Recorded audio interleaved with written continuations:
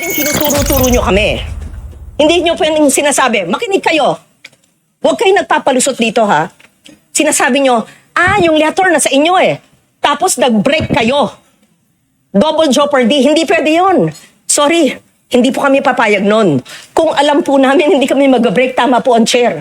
Kino mo nga mag-break. Gusto nyo Holy Week, magtrabaho tayo dito eh.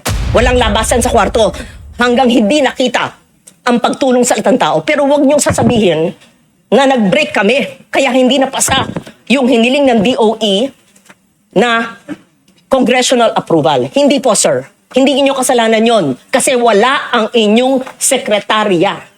Nasaan yung listahan dito? Yung lifeline subsidy, yung systems loss. We are collecting VAT on electricity that is not being used, lifeline subsidies, systems loss, senior citizens subsidies, at yung electric cooperative capex contribution.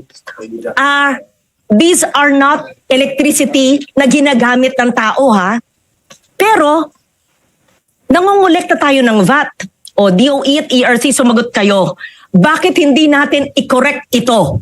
Sa panahon ng krisis, ay bakit hindi natin tanggalin na kaagad ito? Hindi kailangan. Huwag niyo sasabihin na naman, nag-break ang Senado at sumulat kami, pwedeng tanggalin. Kasi, ang BIR, andito ba kayo? Ginagawa na ng BIR 2 years ago.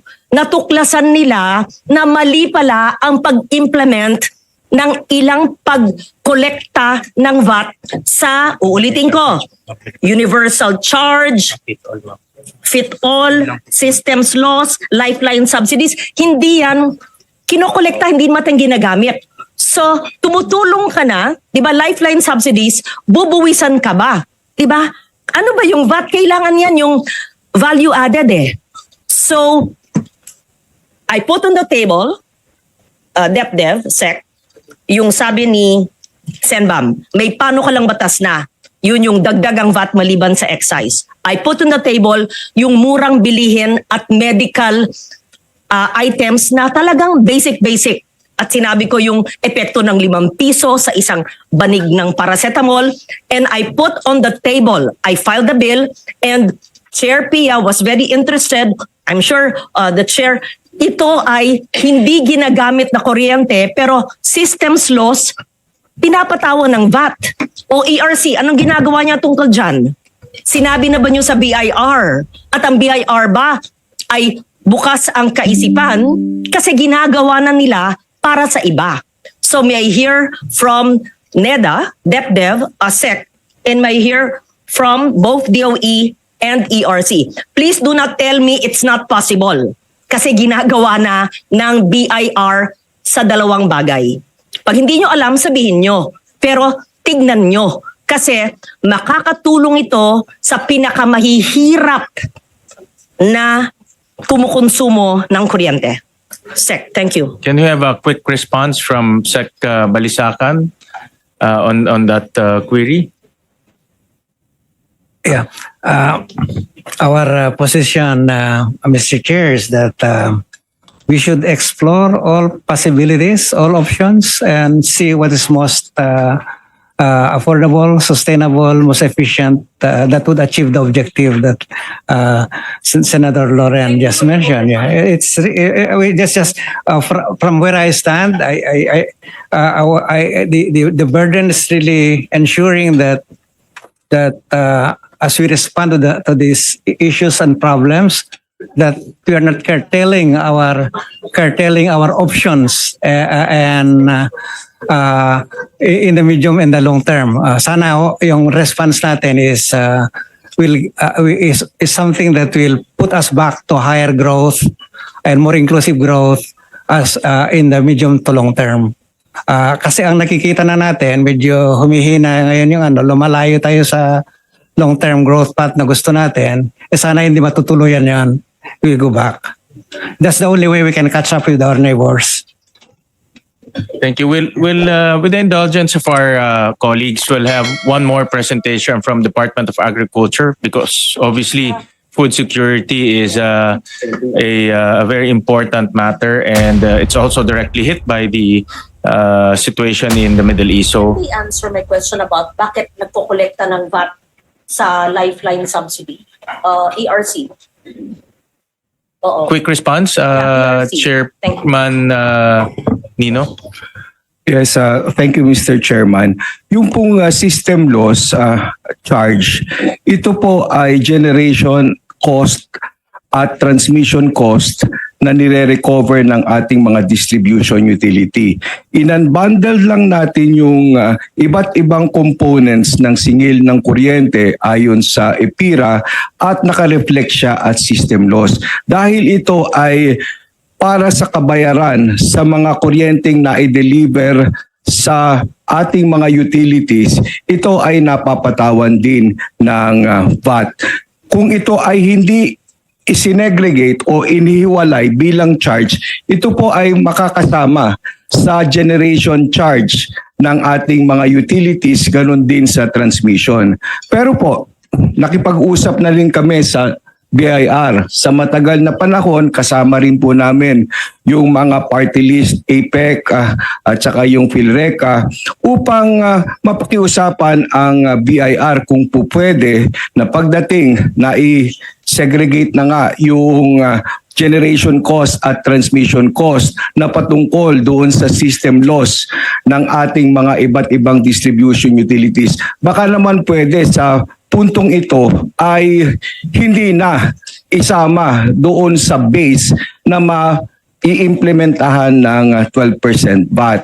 Kaya lang po ay maraming pag-uusap na rin sa harapan, maayos at wala naman pong natutuloy dahil pagkatapos ng meeting kapag wala na po yung kasama naming congressman ng party list ay pag nagpa-follow up kami sa BIR ay hindi ganun pa rin ang nagiging posisyon. Ngayon po mayroon kaming inaaral sa komisyon dahil nga din po sa sitwasyon na ngayon kung po pwedeng kami na mismo ang hindi na magpapasingil sa mga distribution utilities nitong VAT na ito. Lamang ay dahil ito ay patuloy pa rin kokolektahin ng ating BIR mula sa generation company at sa transmission concessionaire, sila na po ang papasa nito. Ito po ay mga kahulugan ng mga 0.8 centavo per kilowatt hour na kabawasan sa ating bayarin sa ating electricity bill at ito ay i-absorb bilang cost ng ating mga generation companies at transmission concessionaire. We'll request Chairman Nino to submit to us a position paper on that, no? Para mapag-aralan rin, and we can furnish the Committee on Ways and Means para mapag-aralan yan. Yeah. Mr. Yes, Chair, Mr. Chair. the fact na ang BIR ini-implement na yung hindi pagpataw ng VAT sa universal charge, ibig sabihin, tama po yung posisyon na linahad po natin. At the fact na nagpulong kayo, tapos sabi nyo pagkatapos kinalimutan na, ay nagkalimutan lang kayo, di i-follow up nyo, hindi naman kailangan legislation yan eh. Yan ay maling pagpataw ng VAT sa mga ilang items na hindi dapat binabayaran ng tao. Hindi naman to makakabigat sa generation o sa kumpanya o sa co-op, hindi eh. Pinapatawan ng VAT, pinapass on sa mahihirap ay hindi naman dapat nilang bayaran. Alam kong naintindihan nyo the fact na nagpulong kayo and the fact na ang BIR 2024 ay tinignan na ito at ginagawa sa universal charge. Tapos kailangan magbigay sila ng komprehensibong report tungkol dyan sa chair ng Protect Committee at Ways and Means rin. Thank you, Mr. Chair. Thank you. So we We will call do on po, Mr. Secretary Tio Laurel for his presentation on food security. Good afternoon, Mr. Chair. May opening statement lang ako ng konti. Good afternoon, honorable senators and secretaries, colleagues, and partners. Well, recent tensions, alam naman natin yung nangyari, of which yung Strait of Hormuz is medyo critical, and 80% ng oil trade passes through there. And fertilizer in particular is exposed since 30% of the global urea trade, along with 20% of the ammonia and phosphates transit through this trade route. For a net oil importer like the Philippines, it directly affects domestic costs. Agriculture, fisheries are especially exposed. Fuel powers farms, machineries, irrigation, fishing operations, transport, and post-harvest systems. And when fuel prices rise, costs ripple through the supply chain to consumers. In rice production, fuel accounts for 85 cents to 1 peso 75 cents per kilogram, and a 10% price increase adds about 9 centavos to 18 centavos per kilo. Similar pressures affect high-value crops like mango, coffee, onion, garlic, and for small-scale fishers, higher diesel costs can mean fewer trips. An unintentional conservation policy, but not a welcome one. Global shipping delays can also disrupt fertilizer, feeds, and exports. Our response has 6 priorities. First, strengthen domestic production by supporting key crops, distributing certified and climate-resilient seeds, and improving extension services. Second, mitigate input costs with fuel subsidies, the use of biofertilizers, organic alternatives, and diversified fertilizer sources. Third, reinforce logistics with the investments in the cold chains, farm-to-market infrastructure, and coordination with ports and transport groups. Fourth, diversify import sources. Fifth, protect consumers through price monitoring, targeted food assistance, and strategic buffer stock releases, and impose price caps where needed. Finally, to build the long-term resilience through the farm consolidation, digitalization, and climate adaptation, because external shocks are no longer an exception. They are recurring tests. These are challenging times. The government will lead decisively, but resilience cannot be outsourced. Every sector and every patriotic Filipino must do their part. Improve efficiency, support local production, keep markets fair, and choose unity over division. Food security is not just an agricultural issue. It is national stability. Our task is to ensure the system absorbs the shocks rather than amplifies them. Well, to answer some of the questions raised kung ano ba yung ginagawa namin ng DA at ng ating gobyerno, basically we will be releasing yung budget namin of 10 billion pesos, yung presidential assistance for farmers and fisher folks na sagaan namin, hopefully by the week of April 6. We are just waiting for the SARO, which the DBM has committed to release by first week of by April 2 ang commitment ni Secretary Toledo. We will be giving 2,325 pesos to 4.175 million beneficiaries na rehistrado sa RSBSA, of which 2.197 million ang rice farmers dito na 2 hectares below ang kanilang lupa. 1.475 million farmers naman ng corn from the corn industry. Sa sugar industry, 102,000 plus farmers. And sa fishermen is 399,000 fishermen ang mga pagkakalooban nito. Usually may mga motorized na bangka or boats. So, but before that, meron kaming konting pera sa aming fuel subsidy for the previous years na continuing, but medyo maliit siya. Inumpisahan ng ma-release yun last March 19, but again, tama ko si Senator Loren na konti lang yun dahil almost, if I'm not mistaken, almost 25,000 lang ang mapagbibigyan doon sa first release. Tapos meron pa kami FLR na pag naubos namin yung unang tranche, i-release sa amin. So total mga 40,000 lang ang beneficiaries na mabibigyan ng fuel subsidy from previous years namin. Thank you. Then I would like to request ASEC Nichols to present yung some figures for better clarity. Thank you, sir. Go ahead, Asek. Thank you, Mr. Chair, and to the honorable members of this committee. Just to add po details from the statement of Secretary Kiko. Next slide, please.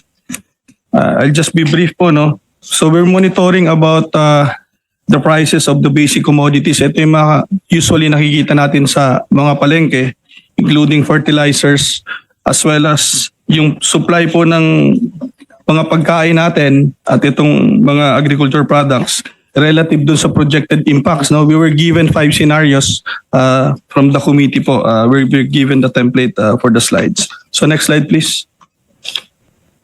Next slide, please. So looking back po, no, 1 month prior dito sa conflict at yung prices natin, retail prices, just last week, halos po walang movement yung well-milled rice, yung kasim po natin, yung chicken, yung medium ang size, as well as yung cabbage, no. But actually nag-decline pa nga po yung prices ng liempo, ang ating chicken, saka po yung tomato. But nagkonting increase po, meron tayong konting increase on eggplant as well as yung locally produced na carrots. So next slide please. Relative po dun sa scenarios, no? Pag tiningnan po natin yung worst case scenarios, ito po yung sinasabi na scenario 5, 180 days na may damage sa mga key oil infrastructure sa Middle East, at yung average price po ng per barrel is $200. Ang pinakamalaki pong gagalaw dyan relative sa retail is yung chicken. From 200 pre-conflict, 200 pesos po per kilo, it will shoot up around 324 pesos per kilo po. Followed by the pork, particularly yung kasim and liempo. For the rice po, we're looking towards worst case scenario na around 49% increase from 45 to as high as 67 pesos po, well-milled rice per kilo. Next slide, please. Next slide, please. For the fertilizer, okay po, no? Ito po ang data coming from our Fertilizer Pesticides Authority. Yung week 9 po signifies yung pre-conflict, tapos yung week 12 is yung last week. Pag tiningnan po natin dun sa prices per bag, this is a 50 kilograms per bag, nung 6 na major fertilizer grades, ang pinakamataas na movement po, pre-conflict, again yung week 9 hanggang week 12, is yung granular urea. This is around 288 pesos per bag, as well as yung prilled urea na nasa 237 pesos naman po ang itinaas per bag. The rest po ng mga fertilizers naglalaro po between 4% to 9%. Based dun po sa input ng aming FPA, given po yung sa worst case scenarios at mention nga po kanina ni Secretary Kiko, around 60 cents to 90 cents per kilo ang farm gate price sa palay. This will translate into 1 peso to 1.50 peso per kilo of rice sa worst case scenario po natin. Next slide please. Next slide. Tingnan po natin yung possible implications sa rice production. Next slide please. Sige po, sa rice na po. Sige po, next slide. Next slide. Okay. Based po dun sa supply outlook natin for the year of targeting around 19.87 million metric tons of palay by the end of this year, ang tinitingnan po natin, worst case scenario, ito po yun nga, yung pagtaas po ng ating fertilizer na nakikita natin between 420 to 620 pesos per bag, particularly po yung urea. Magkakaroon po tayo ng decline of around 7,169 metric tons sa target po natin na production by this first semester of around 8,743,383 metric tons. So kung sa long-term impact po, no, looking towards the second semester from July of this year, data given to us by the PhilRice Rice Data Analytics Center, magkakaroon po tayo ng possible decreased reduction in production of around 104,075 metric tons po. Next slide please. For the NFA naman po, no, as of March 18 inventory, ang days to last po natin based on the daily consumption of around 38,000 metric tons, nasa 9.82 days po ang ating days to last based on the present inventory. Next slide please. For the corn, next slide please. Pakibalik, sorry po. Okay, sa corn po, no, sa corn na napaka important ingredient sa ating feed industry. Pag tumagal po ito, ang worst case scenario, yung scenario number 4 o yung 180 days at ang barrel is nasa $200 per barrel, magkakaroon po tayo ng around 156,636 metric tons of decreased dun sa atin pong projected production na around 3.2 million metric tons. Next slide please. For the high value crops, ito pong lowland vegetables, ito pong tinatawag natin na pinakbet. No? Worst case scenario, magkakaroon po tayo ng around 81,230 metric tons na decline dito po sa ating projected supply na around 737,625. Next slide please. Next slide po. For highland vegetable po, yung tinatawag naman natin na chapsuy. Worst case scenario, magbabawas po tayo ng around 22,287 metric tons of production from the projected supply of 311,230. Next slide please. Sa onion po, ito pong onion is stock sensitive. Ibig pong sabihin natin, ito po kasi is one cropping lang. Kailangan po ito inailalagay natin sa ating mga cold storage. Given po itong increase in the fuel, ang tinitingnan po natin, magkakaroon po ng actually negative po dapat yan. Apologies po at lumalabas na positive yung figures. But negative po yan, magkakaroon po ng around 58,606 metric tons po ang mai-spoil, kumbaga maapektuhan na hindi makakapasok sa ating cold storage o hindi maipapasok sa ating mga post-harvest facilities. Next slide please. Sa sugar po, may 117 days po tayong available inventory in terms of the raw sugar. At ang ating pong refined sugar is almost 183 days ang inventory po. Next slide please. Next slide please. Sa coconut po, based on the scenarios, actually sa prices lang po talaga tayo magkakaroon ng yung projected naman po niyan, production is halos 16 billion ang nuts na tina-target na inventory natin for production for the year. At sa price lang po talaga ang nakikita natin na magiging impact nito. Next slide please. Next slide please. For the livestock, worst case scenario, yung ating pong mga smallholders will 2 to 3% of the smallholders will either go bankrupt or switch ventures altogether. So next slide please. Fisheries. For the fisheries po, we already identified given the scenarios, kung nandito na po tayo sa $100 per barrel, within 60 days, medyo mababa pa po ang impact. Pero pag mag-spill over na po tayo ng 3 months, moderate na level ang impact, magkakaroon na po tayo ng slight decline sa ating mga dumadating na mga isdaan sa ating mga fish landing. At plus makikita na po natin ang pagtaas ng presyo sa retail prices. Next slide please. Worst case scenario po, yung scenario number 5, severe po ang impact level nito. Dito na po natin, affected na po talaga ang fishing operations dahil yung mga motorized bangka po natin, whether commercial or yung ating mga municipal fishers ay umaasa po sa fuel. It's 1,000 pesos po ang ating mga fishers per day pag pumapalaot po sila. Next slide please. Next slide please. I think that's the, hindi ko na po ipipresent ito kasi ito pong slide na to ay if ever po natataas ang mga presyo po ng mga farm machineries. I was just advised to present hanggang sa fisheries. Mr. That's all, Chairman. Mr. Chair. Thank you. Before Senator Bam, before I recognize Senator Bam to for his interpellation, I have one question lang. No? Gusto ko lang itanong to kay Secretary Balisacan or to the other secretaries.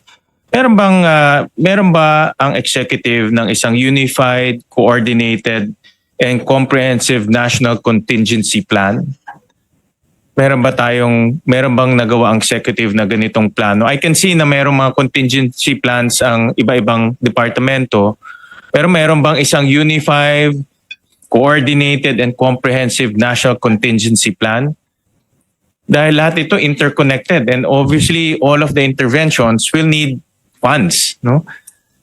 And the funds will be reshuffled from one agency, from one program to the other. Meron bang ganito, Secretary Balisacan or Secretary Gatchalian, who mentioned the may crisis committee? Is there such a plan?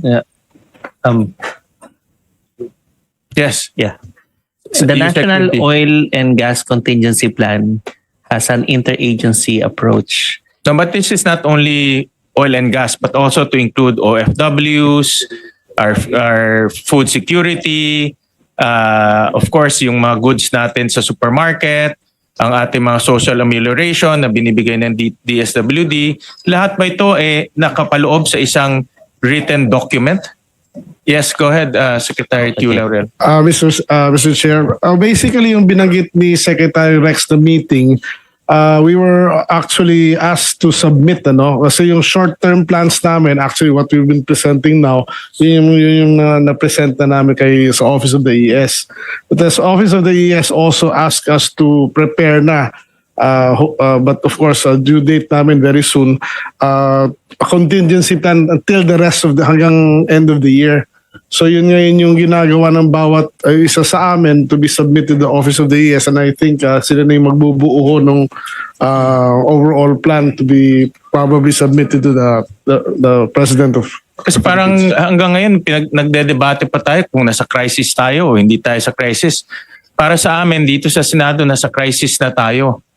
At kung kahit natitignan natin, meron tayong stock of 53 days sa gasoline at 46 days sa diesel, ang problema, hindi natin alam kung meron pa tayong dadating na stock after those days. And that alone for me is a crisis. Kung uncertain ang supply, kahit na meron tayong stock on land, pero hindi natin alam kung may dadating, para sa akin, crisis na yon. No? So, ang importante ngayon ay marinig namin sa inyong lahat yung inyong mga contingency plans and help us craft a national contingency plan. Yun ang kailangan namin dahil at the end of the day, sabi nga ni Senator Risa, kung kakailanganin ng supplemental budget, manggagaling rin yan sa Kongreso. Manggagaling rin dito yan. At kailangan namin malaman kung ano bang pupuntahan ng supplemental budget or additional budget. No, because we cannot just approve a supplemental budget or any other allocation of resources kung hindi namin alam kung ano yung contingency plans. No, that's why actually the committee took the initiative to give you 5 scenarios para mabuo yun. Dahil nakita namin iba-ibang agency, iba-iba yung scenarios. So but we need a cohesive, unified, coordinated national contingency plan. Yun ang kailangan nun namin. At nakakagulat lang after almost 3 weeks na tayo, almost 24, 25 days, 25 days, wala pa tayong national contingency plan. No? Nakakagulat lang dahil, and this morning, sabi nga ni Senator Kiko, meron ng another facility na binomba sa Iran. It seems to me that every hour, every minute, nagpapalit yung situation in the Middle East.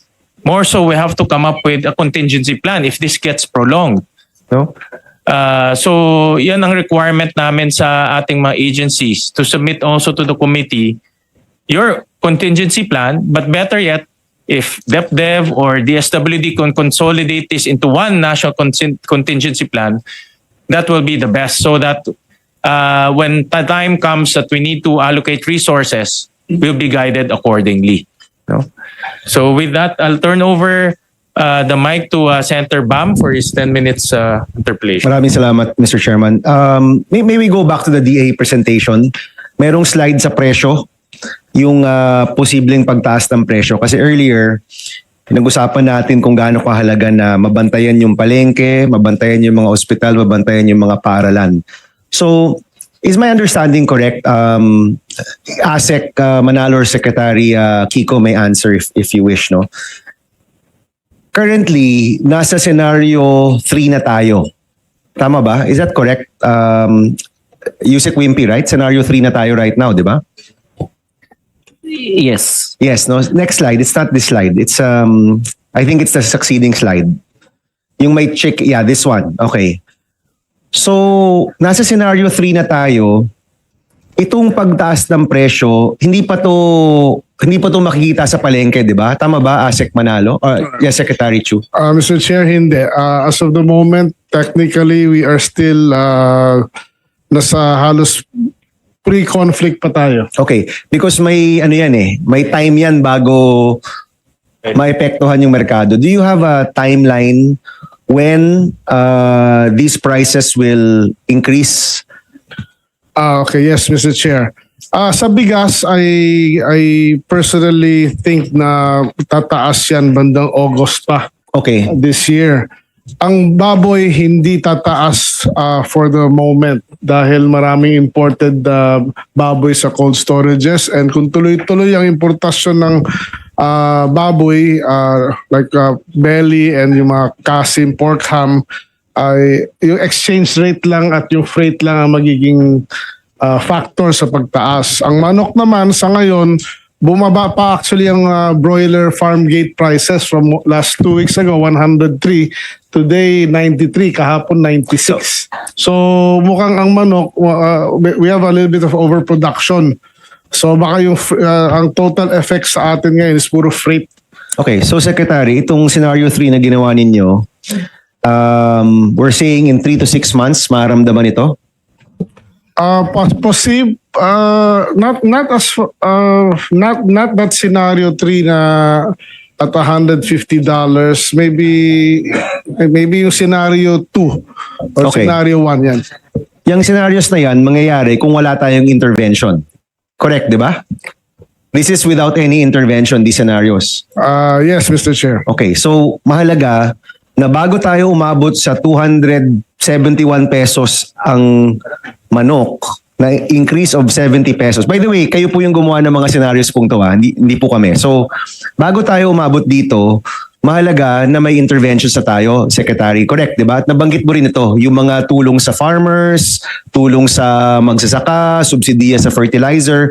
If we're able to do that properly, hindi tayo aabot dito. Is that correct? That is one way kasi lahat itong scenario kasi ito, these are all based on local production. But we always have the option to import it. And an imported chicken, an imported pork, and imported rice is much, much cheaper than our local. So kung tinitignan natin yung prices to consumer, there's always that option to import or reduce tariffs if needed. No? But of course, as the Department Secretary, ayoko naman yon. Ang sinasabi ko lang is, madaling i-maintain yung presyo yan basta we are allowed to do sourcing from other sources. Yun lang. One way is to import.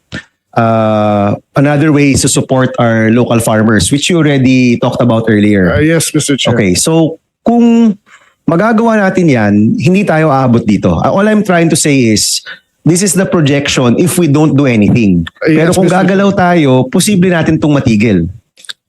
Yes, Mr. Chair. Hindi naman matigil totally, but Mamitigate. yes, Mr. Chair. Oo. So, that's really the challenge Kasi kung hindi tayo a-action, abot tayo dito. Kailangan tayo umaksyon. And that's why si Chairman Win has been saying, if you need supplemental budget, if you need action on our end, handa naman kaming tumulong. But all of these scenarios, I would like to again reiterate, mangyayari ito kung hindi tayo a-action. Kaya tayo nandito dahil nais nating gumalaw at nais nating umaksyon para sa taong bayan. No? So, ASEC Manalo, Itong 271 na scenario 3, kasi sabi nga ni Yusek Wimpy, malapit-lapit na tayo sa scenario 3, huwag tayong pumayag na sa Augusto, ganito yung presyo ng manok, ganito yung presyo ng baboy. Let's do everything that we can para hindi tayo umabot dito. No? Tama ba, Asek Manalo? Correct, no? Yes, Mr. Chair. Okay, sige. I have a few more questions, Mr. Chairman. Currently, our laws state na kapag may state of emergency, meron tayong price ceiling on essential goods. And I'd like to ask Sec. RC, pinag-uusapan natin dito, hindi kasama ang diesel at gasolina sa essential goods, no? It's not part of the definition. Could you give us your position in terms of a legislation where you include gasoline and diesel and maybe LPG as defined as essential goods para kapag state of national emergency, meron tayong price ceiling. Anyway, national emergencies are finite, they're temporary. And then kung merong loss, pwedeng sabihin ng DOE, i-stagger ninyo yung nalugi across X months para the companies can make up the possible loss, no? We're talking about that here, Secretary RC. What do you think about this proposal? Na isama natin yung diesel at gasolina sa essential goods para kapag nag-state of emergency, kasama siya sa maititigil na pagtaas. I'll work on that, Chair, no? But right now I don't know how the Price Act defines essential good. No, it doesn't. That's why it might need the legislation, no? Yeah. So, baka pwede itong isama sa mga posible nyong isuggest gaya ng VAT, no? Na pag-aaralan ninyo. Kung isama ang gasolina at diesel sa essential goods kapag nag-state of emergency, magkakaroon tayo ng price ceiling na temporary, no? And then the DOE, of course, marami ring nagsasabi kailangan i-repeal yung oil deregulation. No? This is short of that. Para kapag moments of emergency, pwede nating matulungan yung mga kababayan natin sa posibleng shock nito, no? If you can study that, Yusek Wimpy and Secretary RC, at least masimulan natin yung pag-uusap dyan, no? Yusek Wimpy, any initial thoughts on this? The Price Act only includes household LPG and kerosene. It's Okay. all good for 7 days after declaration of national calamity. What do you think, without prejudice to possibly coming up with the position paper later on, Yusek Wimpy, kung isama natin ang diesel at gasolina, hindi lang LPG at kerosene? The signal that we're sending to the oil companies is we have to be partners. Exactly. What we need is more of transparency rather than additional intervention. And if ever there will be intervention, it will be through an unbundled and structured approach, detailed approach that it will only affect certain items, like for example, excise tax or other taxes. But we have to open up more of their books so that we can ensure that there is normalcy in the delivery through the network. Okay, ang ibig mong sabihin, kung gagawin natin yung excise tax or VAT or anything, kailangan makita natin yung mga libro para makita natin na may epekto talaga to sa consumers, no? That's what you're saying. What we're saying is yung pag tinignan natin yung libro, nakikita kagad natin yung excise tsaka yung VAT. Oo, kasi kung gagawin natin to, kailangan maramdaman to ng taong bayan, no? Yes. Hindi lang to matago somewhere, di ba? Yes. Okay, in the law that the Senate crafted, and thanks to Senator Win and Senator JV, if I'm not mistaken, or Senator Joel, yung amendment. Tayo. Senator Win, JV, myself, and Senator Joel, may amendment doon na nakamandato na rin, no, na kung gagawin natin yung pagtanggal ng excise tax, kailangan may transparency. No, so we put it in the law already. Yes, actually, we had to fight it out in the courts for more transparency where we want, so unbundling.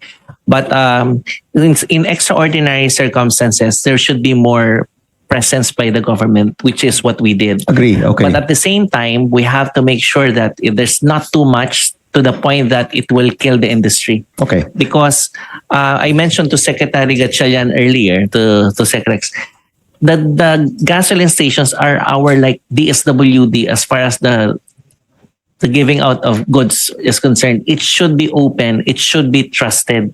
It should be there available. So, ang hinahabol po namin yung mga nagsasamantala, hoarding, profiteering, Yun po. Okay. Pero makikita po namin yon sa libro. Okay, thank you, Secretary Wimpy. Secretary Rex, I have a few questions on the ayuda, no? So, maganda yung programa na tumutulong tayo sa transport workers. Pero napansin ko, puro NCR. Meron bang plano na i-expand yung tulong sa transport workers natin outside of Metro Manila? At syempre, hindi lang plano, dapat ginagawa rin natin to. Secretary Rex. Mr. Chairman, we actually have a very short presentation to answer the questions on the rollout. If we'll be allowed to pull it out, the slide. The chairman said na maybe later Okay. on. Mr. Chairman, yes. Actually, but just answer the question. Mr. Chairman, yes. We rolled it out in Metro Manila initially because of the logistics. Mas marami ho yung mga public utility vehicle drivers here in Metro Manila. But as we speak right now, we're already collating the outside Metro Manila list. In fact, the LTFRB is due to submit to us the other TNVS list by tomorrow.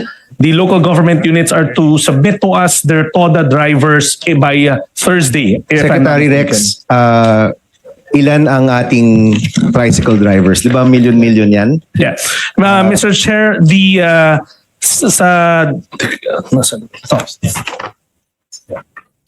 for Metro Manila, kasi No, sinegment. let's talk about total Philippines, please. Mr. Chair, what we have right now are the data submitted by the local government units outside Metro Manila and inside Metro Manila, cities, and yung mga nasa greater metro areas. Ilan tayo? I'm sorry, Mr. Secretary. That's just in Luzon.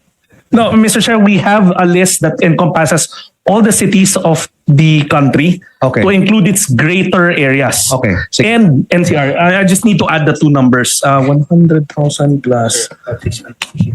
We have 684,697. Tricycle drivers. Yes, Mr. Chair. The number I know is much bigger than that kung nationwide. Si Secretary Lopez is here. Secretary Lopez, ilan ba yung ating tricycle drivers sa buong Pilipinas? Good afternoon, Mr. Chair. Good afternoon, everyone. Based on our previous implementation po of our fuel subsidy program sometime like 2024 po, no? Ang bilang po namin pagdating sa mga tricycle drivers under the jurisdiction, of course, of LGUs, more or less mga 723 to 25,000. That is like a 2024 number. Tama po si Sec Rex, ngayon po we're collating the updated numbers of our tricycle drivers. That's why we just started with Metro Manila I think in the number of around 130 plus thousand.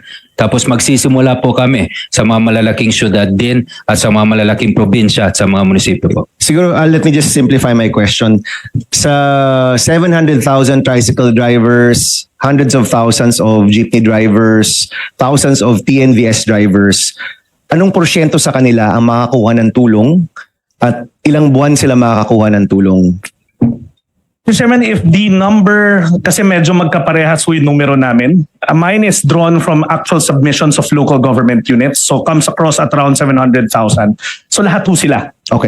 Sa hanay ng tricycle driver. And an instruction ho sa amin ng Pangulo is to make sure that it's not just one time, that we sync our efforts with the economic team kung kailan yung mga succeeding ones. Okay, so kung 3 buwan, 6 na buwan, may pondo tayo sa tulong sa ating transport. That is sector. correct, Mr. Chairman. We're now using the AIX fund, which is 60 billion, of which 30 billion has been released to us. Nandyan pa ho yun. In fact, last week we spent 500 million. This week we're spending 1 billion. Pag pinagsama ho yun, pati yung projected namin per round, we will be spending around 6 billion per round. That includes all tricycle drivers I mentioned, all TVNS. That's a rough estimate kasi kino-consolidate pa ho yung outside Metro Manila. 6 billion per round. So that means we can afford to do multiple rounds. Okay, thank you.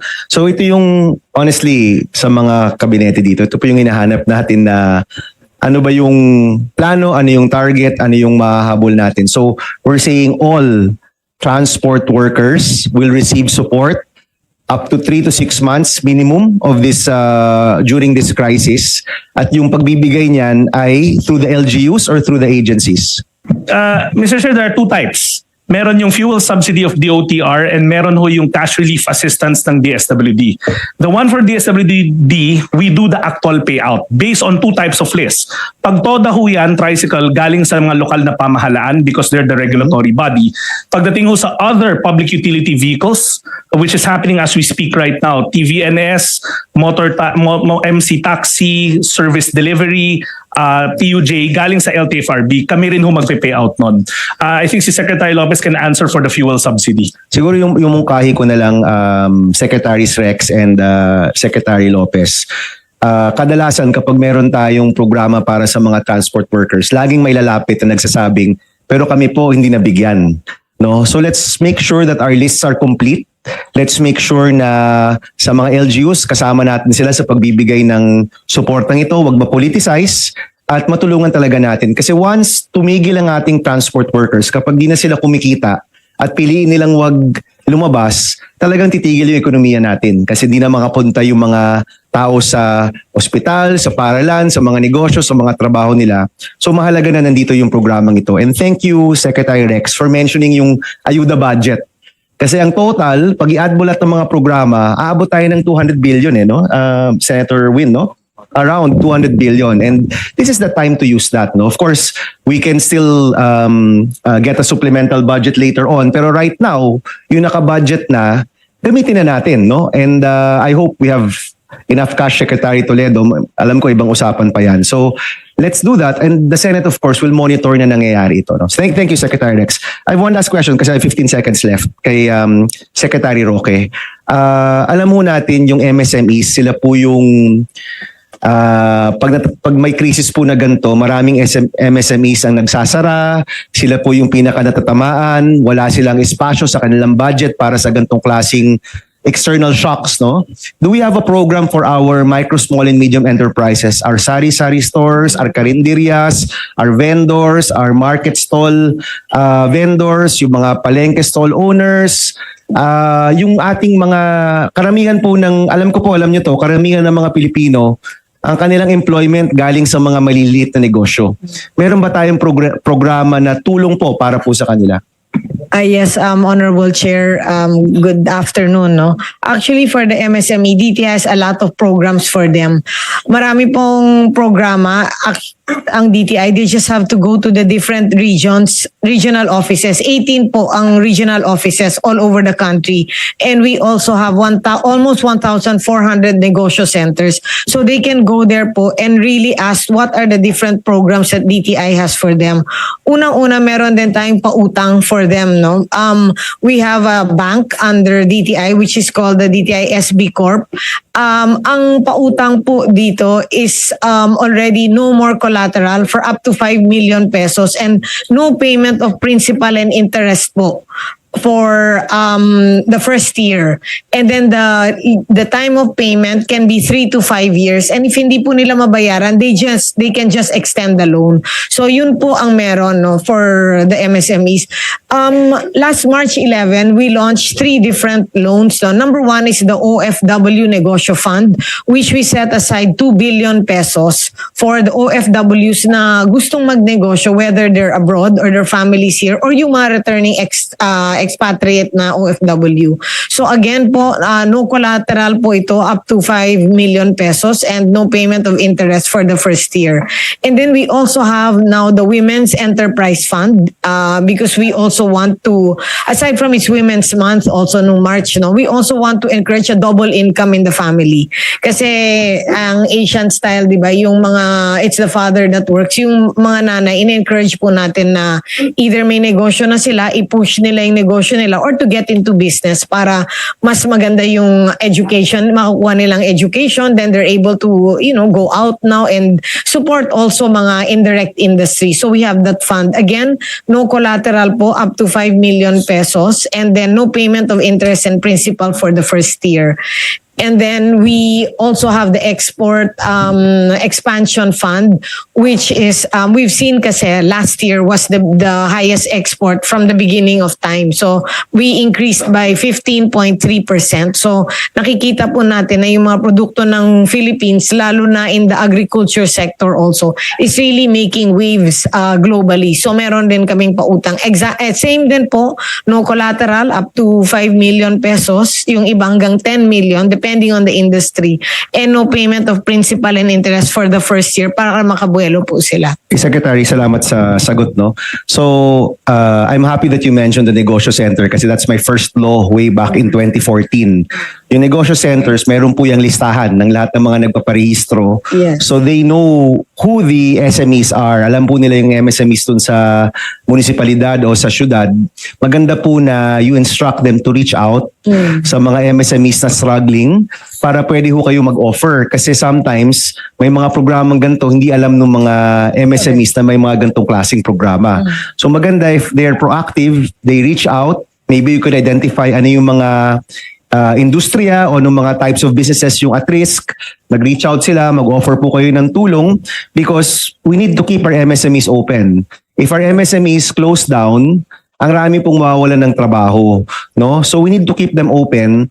Yung loans po na yan, magaganda po yan, pero alam ko rin po medyo matagal makuha yan eh. Baka by the time they receive the cash, baka 6 na buwan na yan. We need a more immediate relief for our MSME, Secretary. Yes, Mr. Chair, no. Actually, mabilis na po ito, 7 to 10 days as long as they're government compliance, and for 3 to 4 processes na po ito. And the MSMEs, we also have, in spite of this situation now, tuloy po ang trade shows ng DTI all over the country. So, libre po itong mga trade shows. We've already increased by 200% po in terms of sales. Like in the past year, we would sell, let's say, for 5 days, let's say 20-30 million in total. We're already reaching the 120 million mark. Kasi we also invite mga institutional buyers, let's say cafes, hotels, and yung bulk buyers ba? And then we've also encouraged them, especially products ng OFWs also, and products of all the regions to really actually join. Kasi libre po ito nationwide. Final question, Secretary. Magkano po yung budget natin for these microloans? Itong loans natin for MSMEs, magkano okay. yung total? Yung total is 12.9 billion. Okay, and yung utilization po niyan, buo pa yan? Yes, actually last year we've almost utilized the whole amount. This year, since we just started, so we really hope to utilize kasi ang main goal talaga is to really loan it out. So aggressive po kami and we don't have any collateral anymore. Unlike in the past na hinahanapan, and we all know yung mga MSME wala naman po silang collateral. Okay, So, thank you, Secretary. It's Thank good news, you. no? So, I hope Secretary Toledo may pondo kang pang-release kay Secretary Roque.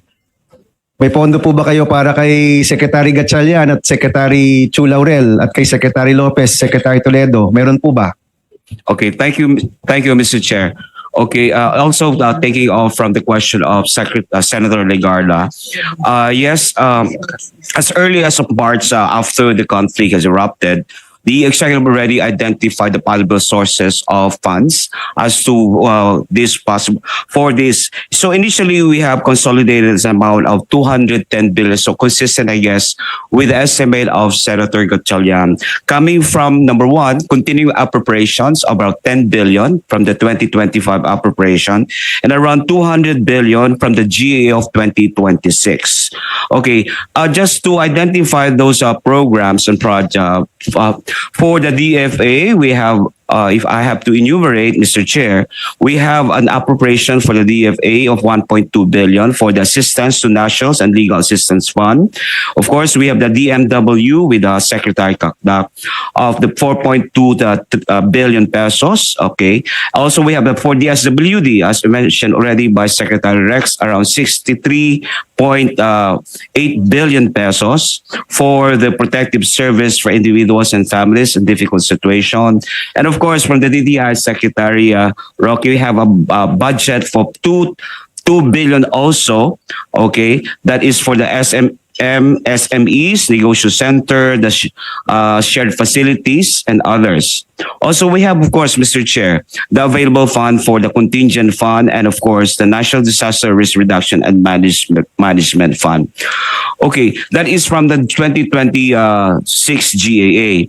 Now, from our continuing appropriations, as mentioned earlier by Secretary Chu, we have still a balance for fuel subsidy assistance to farmers of 150, and then we have also DOTR fuel subsidy for transport sector that is 2.5 billion pesos, and we still have a balance from the contingent fund in the 2025 of 6.5 billion pesos. Now, Mr. Chair, in addition, meron po tayong mga assistance to, as mentioned, also the 10 billion for the presidential assistance to farmers and fisher folk for the DA that's mentioned by Secretary Chu, that is a 10 billion. And also we have to tap the DOLE, the TUPAD program of 21.28 billion, and DOH MAIP of 51.64. And Mr. Jesh, just to let you know also, for some, these were already comprehensively released, except for those, there are changes in the from NEP to GAA. So, mayroon po tayo. So, total, again, we have a 210 billion that is identified under the existing GAA 2025 and 2026. Now, Mr. Chair, in addition, just last Saturday, we spoke with Secretary Garin. Right now, there she is, ma'am. We're talking about, exacto.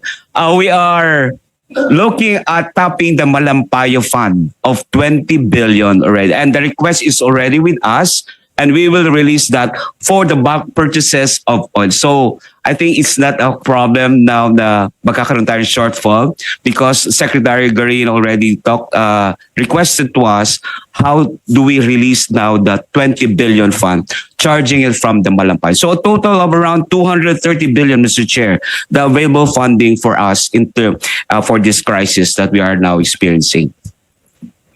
Thank you, Secretary Toledo, for that briefing. And before I recognize Senator Ercito, of course, na-appreciate ng ating mga constituents yung binibigay ng DSWD, ng DA, ng DOTR. Pero ang observation ko, nagbibigay tayo kung meron ng nagtitigil pasada, meron ng nagrarally, meron ng nagrereklamo sa media. Yan ang gusto natin malagay sa National Contingency Plan. Programmatic, systematic releases ng mga tulong natin regardless kung mag-rally sila o hindi. Ang importante dito, nauunahan natin at alam natin yung kanilang kalagayan.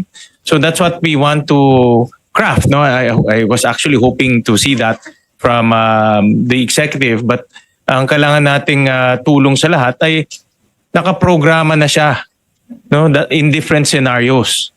And regardless kung magrarally sila o hindi, ilalabas natin dahil gusto natin tulungan sila. No, that is the objective. So we recognize Senator Ercito. Thank you, Mr. Chair. Again, good afternoon. Also, welcome to Secretary Garin. Thank you. You look so harassed already, but thank you for coming, because I think you're one of the most important resource persons that we have this afternoon. Anyway, just like dito naman si Yusek Sales, no, Alessandro, because as mentioned by Yusek Puentebella, ikaw po yung veterano rito, no?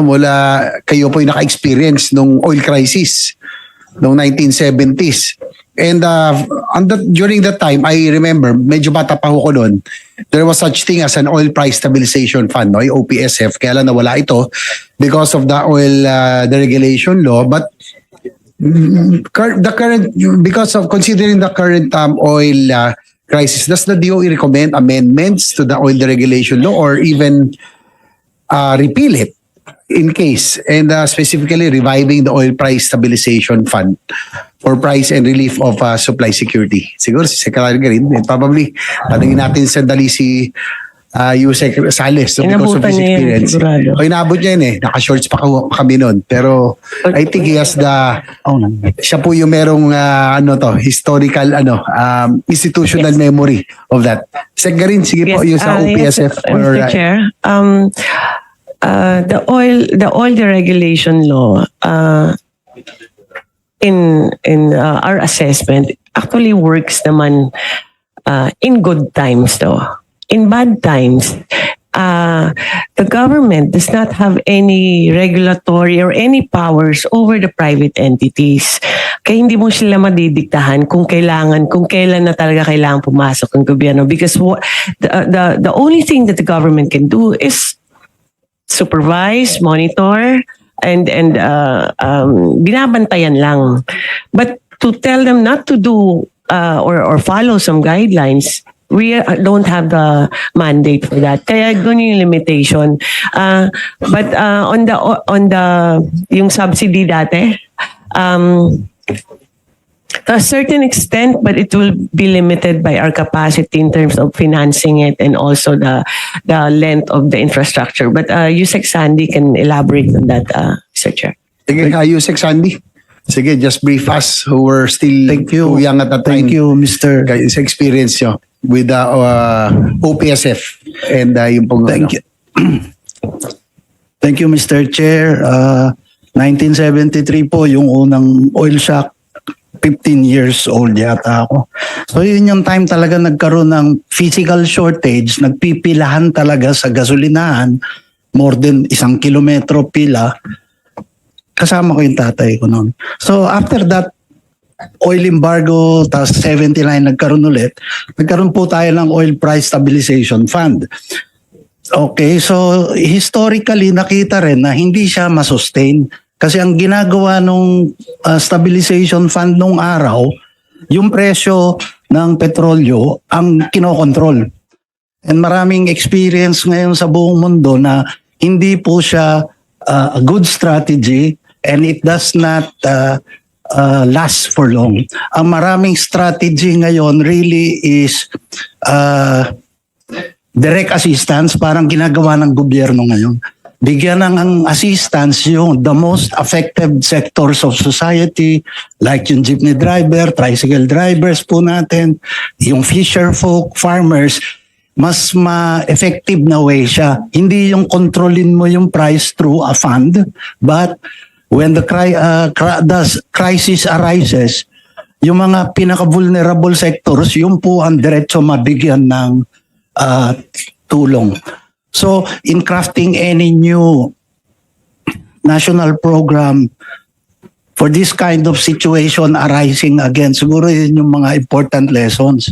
Yung presyo po tama na market because the economy absorbs it slowly.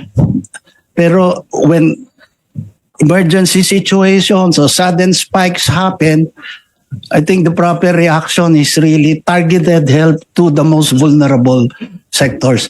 So there are ways to do this. May mga experience sa ibang bansa and perhaps some amendments sa IPIRA kasi may plus and minus ang ang privatization, and like the Secretary has mentioned, yung minus lumalabas ngayon time ng sudden price hikes. Walang mechanism to address it.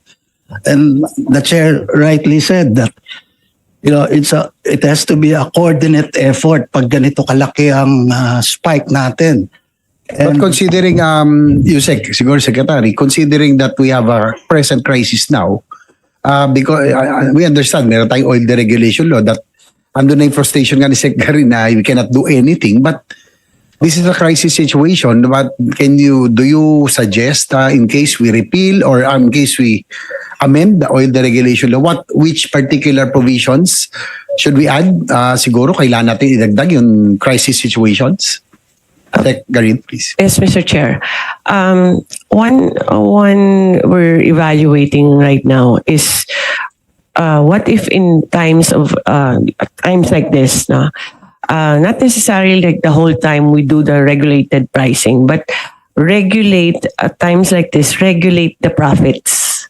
I-cap lang siya. Hindi naman nagdikta ka ng presyo, but the profit should be controlled because there's a whole supply chain there. May trader ka, may importer, may buyer ka, distributor. So tapos actually we there's no visibility on how much it gets there already sa mga malalayong gas stations, lalo na yung mga independent. So at least sana ma-control yun during hard times. In good times, I think competition works naman. Earlier, yung pong presentation ng DOE, no, yung nakita naman natin yung supply, current, yung buffer stock. Ano ba ito? Talagang what we need right now is yung sabi nga natin dito nung start nung hearing. We want to see the real picture, no? Not sugar coated. So ang ano natin, si sa Yusek Sandy kanina nag-present that there are still about nasa 60 days pa. For example, for diesel, for gasoline, yung ating pong stocks. Yung LPG lang yata ay medyo low, no? So, meaning hanggang 60 days lang po yung ating pong stock. Well, sa gasoline, I think it's 53. Yeah. And then mga 48, 47 days. 45 sa diesel. So that's a still healthy situation. Yung LPG lang, kasi iba yung flow ng produkto eh. Kaya when we did the regulation and the law, 7 days actually ang mandated inventory nila. Pero iba kasi yung logistical flow ng product itself.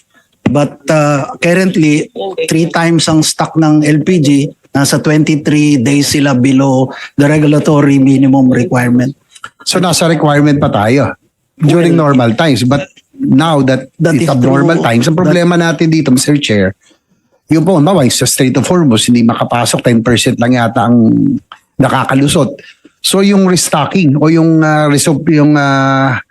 resupply, no, of fuel, how do we consider that? Tapos with the current consumption, parang normal pa rin no? Kahit parang nag-a-adjust lang yung tao na mas mahal ng konti, pero the way I see it, nag-a-adjust din yung iba, nakakapag-adjust din. So, with the current consumption, talagang 53 days na lang. Kaya lang problema, nabanggit kanina ni Chairman, no? Yung pong resupply, no? Yung replenishment. Dalawa ang inyong hiningi. Excise tax, napasa namin. At sabihin nyo on the record, kailan nyo mai-implement yan at ang gulo ninyo. Sinabi nyo, excise tax, kailangan urgent. Nung napasa namin, sinabi, we will see. Yan, galing sa inyo yan kung gagamitin. Tapos, the next day, sige na nga. Ano ba? Kailangan ba? Hindi. It was deemed urgent, napasa. Tapos, pagkapasa namin, we will see. I'm quoting the executive, nanggaling sa inyo yan. Tapos ngayon, gagawin na. And cite the impact, mararamdaman pa. Yun ang sabi ng chair ni Senator Pia. Ano ang ramdam sa pagbaba o pagkaltas ng excise tax?